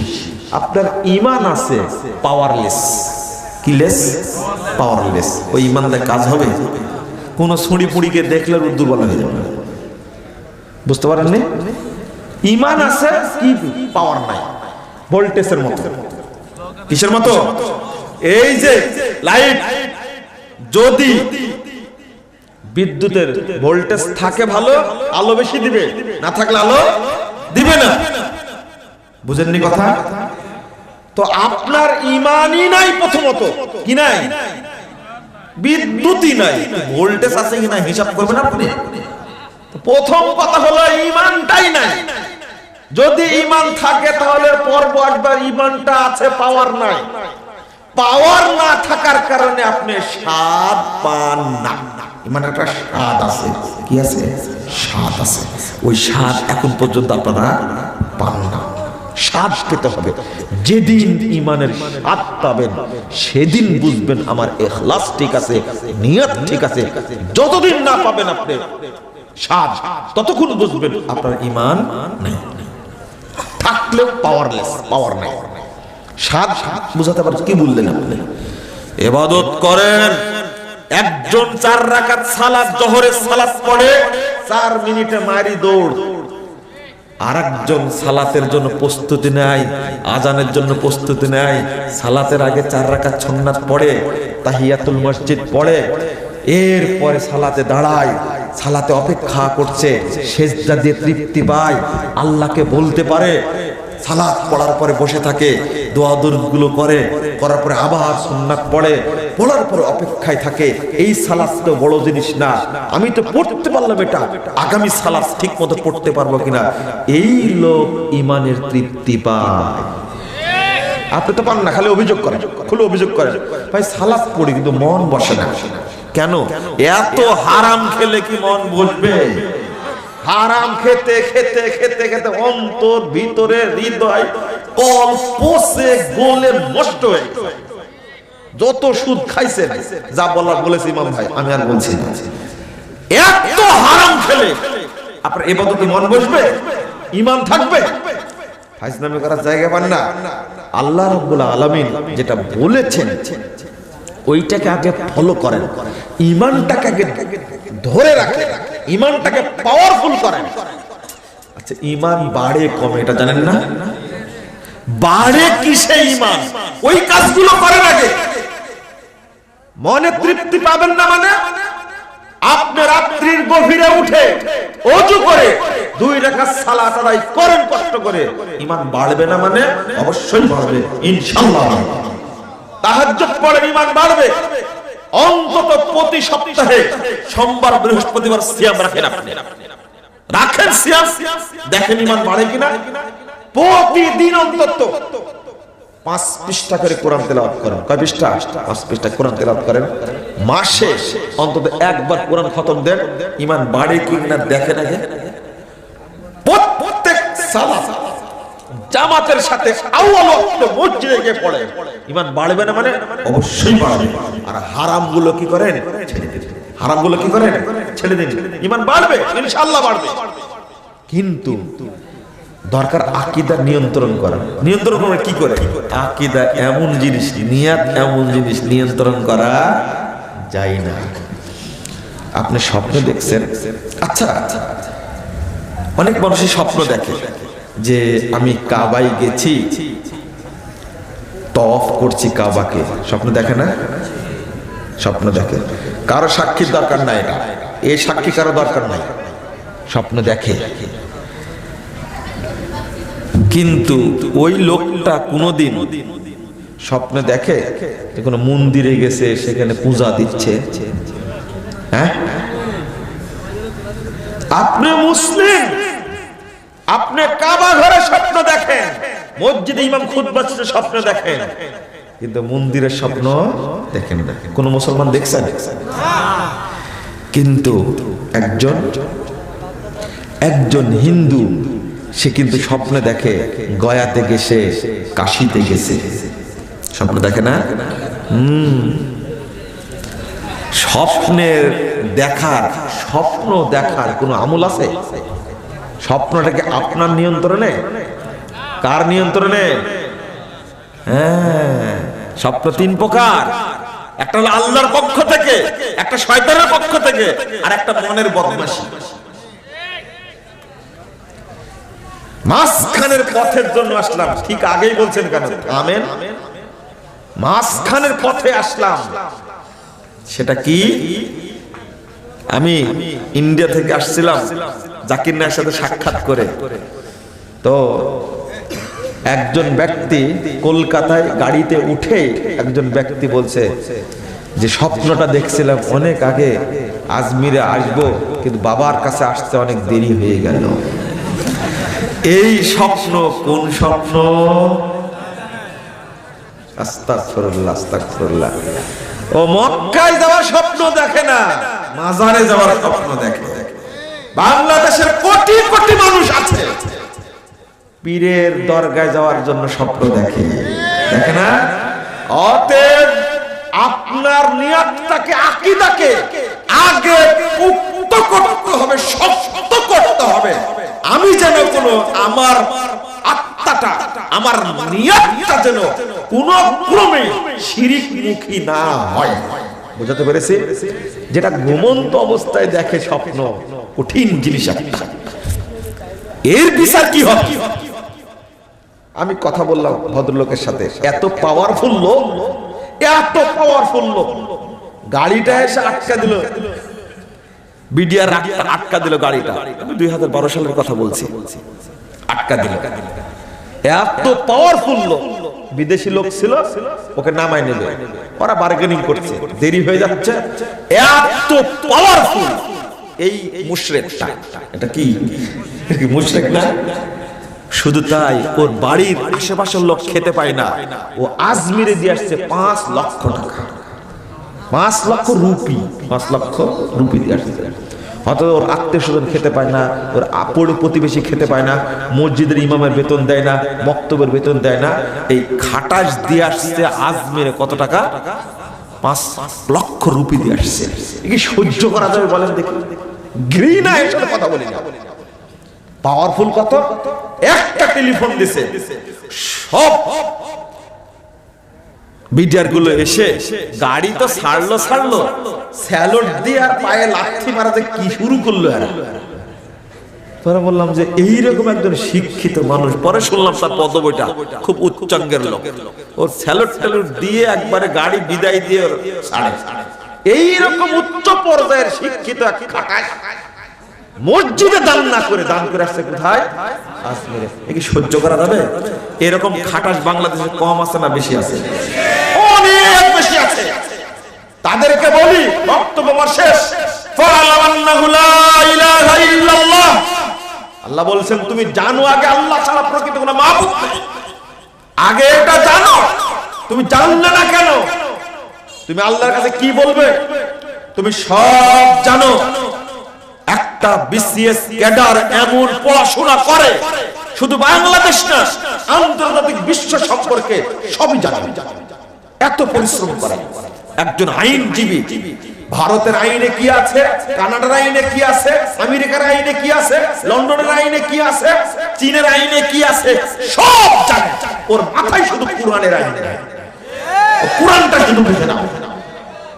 আর তারা আলোচনা শোনার জন্য আসবে না, তারা আলোচনা শোনার জন্য কি আসবে না, ওরা বাড়িতে বসে আছে। ওরাই নাকি শিক্ষিত? কে বলেছে যারা আল্লাহকে চিনে না ওরা শিক্ষিত? ওরা সবচেয়ে বড় মূর্খ। আল্লাহ বলেছেন ইকরা বিসমি রাব্বিকাল্লাযী খালাক। রবকে চিনার জন্য আল্লাহ আপনাকে পড়তে বললেন, তুমি শয়তানকে চিনার জন্য পড়তেছো। পড়তে পড়তে নাস্তিক হচ্ছ কেন? তবে এর মধ্যে আলহামদুলিল্লাহ বেশ কিছু জেনারেল শিক্ষিত মানুষ আছে, আল্লাহ তাদেরকে দায়ী হিসাবে কবুল করে নিয়েছেন। কিছু কিছু ডাক্তার আছে জানেন, আল্লাহু আকবার, সেবা তো দেয়, দেহের চিকিৎসার পাশাপাশি ইমানের চিকিৎসাও করে বসে বসে। একজন ডিসি, আমি আশ্চর্য হয়েছি, বাংলাদেশের ক্ষেত্রে রেয়ার, মানে বলার মতোই, তিনি বসে বসে জাল হাদিসের কবলে রাসূল সাল্লাল্লাহু আলাইহি ওয়াসাল্লাম বিতরণ করছেন। ইমামরা অভিযোগ করেছে, ইমামদেরকে ডেকে বলেছে এই বইটা আমার কাছে আছে, একটু বইগুলো আপনারা সবাই পড়বেন। ইমামরা তাকায় বলছে এই বই পড়ার জন্য আসছে আপনার কাছে? ইমাম সাহেব কথা আওয়াজ নিচু করে কথা বলেন, আপনাদের টাইম দিলাম, বইটা পড়ে আবার সাক্ষাতে আসবেন আমার কাছে, না পড়লে তো আমি বুঝাতে পারবো না। কিসের অভিযোগ নিয়ে আসছেন আপনি? মুজাফফর বিন মুহসিন প্রোগ্রামে আসবে, এই জন্য বাধা দিবেন তাই? ওটা আমি বুঝি না, বইটা পড়ে আসবেন। আর এই ধরনের লেখা বই থাকলে নিয়ে আসবেন আমার কাছে। এই যে আমার কাছে সেট আছে সব, বুখারী, মুসলিম, আবু দাউদ, নাসাই। আমাকে ধোঁকা দিতে আসেন না, পড়ে আসবেন। আর যায়নি, আর যায়নি। তো মানুষ প্রশাসনে তো আছে, আছে না? ওসি সাহেব দায়িত্ব নিয়ে কেন্দ্র থেকে নিষেধ করে দিয়েছে, উপর থেকে, উপর থেকে। ভাষাটা কি এখন? উপর থেকে ফোন এসেছে। উপর থেকে ফোন আসার পরে ওসি সাহেব বলে, সাধারণ ওসি সাহেব বলেছেন প্রোগ্রাম হবে, নিরাপত্তা দেওয়ার দায়িত্ব আমার, আপনি টেনশন করেন না, এখানে কিচ্ছু হবে না ইনশাআল্লাহ। ওসি সাহেব থেকে, আমি জেলার নাম বলছি না, ওই ওসি সাহেব থেকে প্রোগ্রাম করে আলহামদুলিল্লাহ চলে আসছে। ওসি ভালো আছে না? পুলিশ অফিসার ভালো আছে না? টিওনো সাহেব ভালো আছে না? আছে, কিন্তু সংখ্যায় কি খুব কম। তাদের কারণে বাংলাদেশ টিকে আছে। আমি সব এসপি, ওসি, ডিসি তাদেরকে বলবো, প্রশাসনিক ভাইদেরকে বলবো, আপনারাও বাংলাদেশে সঠিক ইসলাম প্রচারের ক্ষেত্রে সহযোগিতা করুন। দুর্নীতি, আত্মসাৎ, এইগুলোর বিরুদ্ধে, মাদকতার বিরুদ্ধে, জঙ্গিবাদের বিরুদ্ধে আমরা যেভাবে স্পষ্ট ভাষায় বলি, অন্যরা কেউ এত সুন্দর করে বলতে পারে বলে আমি বিশ্বাস করি না। অতএব আপনাদের অনুরোধ করুন, আপনারা তাওহীদের প্রচারের জন্য, সহি আকীদা, বিশুদ্ধ আকীদা প্রচারের জন্য, মানহাজ প্রচারের জন্য যুবক ভাইরা প্রস্তুত থাকুন, তৈরি থাকুন। ইনশাআল্লাহ এই বাংলাদেশে মানুষ একদিন আকীদা বুঝবে ইনশাআল্লাহ, তাওহীদ বুঝবে ইনশাআল্লাহ, তাগুত বুঝবে ইনশাআল্লাহ। এতে কোনো সন্দেহ নাই। আপনারা ভয় পাবেন না, সাহস নিয়ে সামনে এগিয়ে যান। আজকে যতগুলো মানুষ পেয়েছি, অনেকদিন পরে এসে, আগামী দিনে এসে দেখবেন ব্রাহ্মণবাড়িয়া একেবারে সালাফি মানহাজের বিপ্লব ঘটে গেছে ইনশাআল্লাহ। এটা হবে ইনশাআল্লাহ। আর আমি দেশের বাইরে যে সমস্ত ভাইরা আছে তাদেরকে বলবো যে আপনারা দাওয়াতি কাজের জন্য বেশি বেশি সহযোগিতা করুন। গ্রামে গ্রামে, মহল্লায় মহল্লায় মসজিদ তৈরি করুন। প্রত্যেকটি পরিবারে কোরআন এবং সহিহ হাদিসের বইগুলো পৌঁছে দেওয়ার চেষ্টা করুন। চেঞ্জ হবে ইনশাআল্লাহ জাতি, এটা আমি খুব আশা পোষণ করি। আর আপনাদের শেষে বলছি, এই যে ভ্রান্তির বাড়াতে ইকামতের দিন তাবলীগের স্বরূপ আছে, এই বইগুলো আপনারা নিয়ে যাওয়ার চেষ্টা করবেন এবং দাওয়াতি কাজ করবেন ইনশাআল্লাহ। আল্লাহ এর মাধ্যমে আমাদের বরকত দান করবে। আল্লাহ তুমি কবুল করো। বিশেষ করে ব্রাহ্মণবাড়িয়া কোরআন সুন্নাহ ফাউন্ডেশনের সদস্য যে যেখানে আছে তাদেরকে বলছি, দাওয়াতি কাজে তোমাদেরকে নেতৃত্ব দিতে হবে। আল্লাহ যেন কবুল করেন।